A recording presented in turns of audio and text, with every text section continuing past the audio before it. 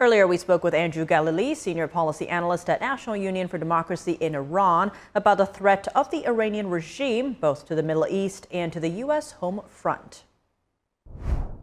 Andrew Galilee, thank you so much for joining us. Great to have you on the show. Thanks for having me. While Israel awaits the promised Iranian attack, it seems Iran has been busy in other areas. The Trump campaign saying that it got hacked, with some of its internal communications getting leaked to outlets like Politico. Now, to begin, while it hasn't been verified if it was Iran, why would they go after the Trump campaign? Well, Iran is very clearly trying to influence the upcoming U.S. election. They have long had threats out against President Donald Trump and former Trump administration officials. There was a recent regime plot to actually assassinate Donald Trump, which was announced by the U.S. around the same time as this assassination attempt against Trump at his speech in Pennsylvania. And now we find out, as you mentioned, that they hacked the Trump campaign's internal communications, I think sharing opposition research against Trump vice presidential pick, J.D. Vance. So two things are evident here. One, the Islamic Republic of Iran presents a threat to Americans on American soil.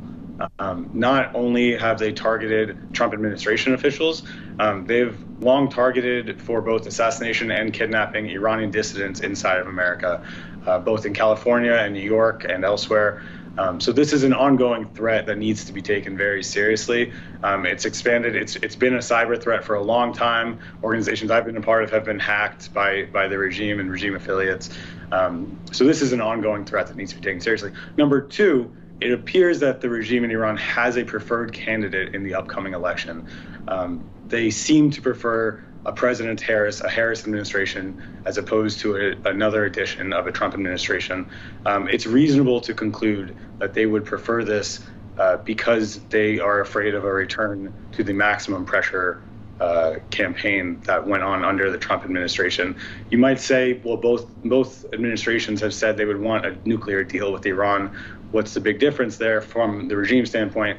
Well, the Biden-Harris administration has attempted to get a deal with Iran through appeasement of the regime, whereas a Trump administration at least tried to do it through pressuring the regime economically and hurting them in their pockets, which they care about very much. So I think they would prefer to be further enriched on the way to a potential deal if there is a possibility for that.